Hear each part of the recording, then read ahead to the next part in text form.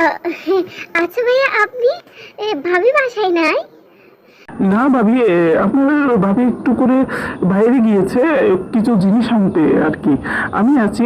ও, আপনি এখনো অফিসে যাননি? হ্যাঁ, আমি অফিসে যাওয়ার জন্য রেডি হচ্ছিলাম, হঠাৎ তাই আপনি এসেছেন। হ্যাঁ বলেন ভাবি, কি দরকার আছে আপনি বলেন।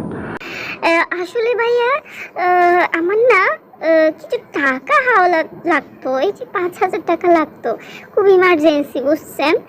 একটি বিপদে পড়ে গিয়েছি আসলে, সেজন্য ভাবির কাছে এসেছিলাম, যদি 5,000 টাকা হাওলাত পাওয়া যেত আর কি। ও, আপনার ভাবি তো এখন নেই। আচ্ছা, আমার কাছে এমনি টাকা আছে, আপনি নিয়ে নেন, এসে আবার পরে ভাবিকে দিয়ে দিবেন আর কি। ঠিক আছে ভাইয়া, ধন্যবাদ ধন্যবাদ। আরে ভাবি! হ্যাঁ ভাবি, হ্যাঁ বলেন, কি লাগবে? কিছু লাগবে? আপনার রুম থেকে কি সুগন্ধ বেরোচ্ছে!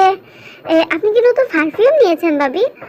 হ্যাঁ, না না না, এমনি এমনি ভালো গন্ধ বেরোচ্ছে, মনে হয় আগের পুরাতন পারফিউম। যদি একটু